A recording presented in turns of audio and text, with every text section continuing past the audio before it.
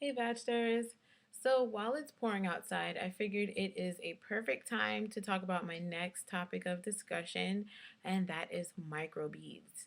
The reason why I'm talking about them today is because my latest research has been showing that microbeads are being found all across the country in water treatment centers, water runoff, and even fish that people are bringing home for consumption, which is kind of scary. And when you think about microbeads, you really don't expect for them to be so dangerous. As a matter of fact, when I was using microbeads maybe 5, 6, 7 years ago, I actually thought they burst and dissolved into the water. And it would never have dawned on me to think that they would be floating around in the lakes and streams that we actually eat and drink from. So, today we're talking about basic solutions and alternatives to microbeads. And this video is just a quick discussion about what exactly we can all do to minimize our usage of microbeads and or maybe just give them up altogether. Now, one of the alternatives that I suggest for microbeads are any sort of body bar or body wash with oatmeal. Whether it's colloidal oatmeal or toasted oatmeal, any sort of all natural product that uses oatmeal, it does act as a natural exfoliant. And the oatmeal itself is also conditioning to the skin. It's really good for people who are suffering from issues of the skin, such as eczema or psoriasis, or even just regular dry skin. That happens usually when the seasons change. So it's not as uncommon as it seems. So, yes, definitely check out a natural oatmeal bar. Another suggestion is a sugar scrub or a salt scrub.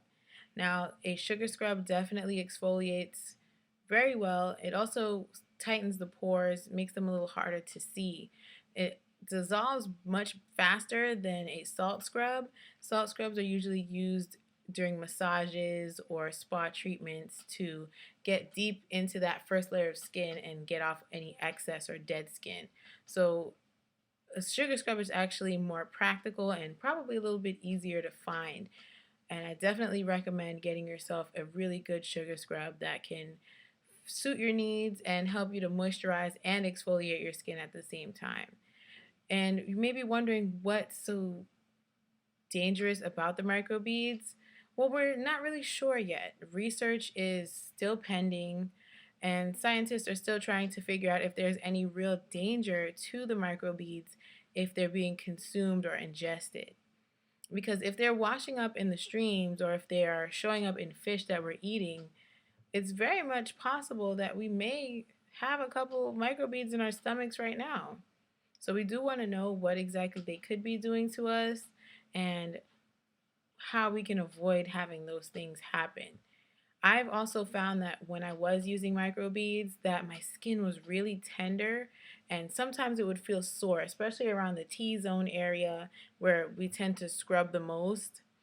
I always felt like I was having some sort of sunburn or some sort of allergic reaction, so to speak. I never really thought it was the microbeads. I thought it was just the change from moving from New York to Florida.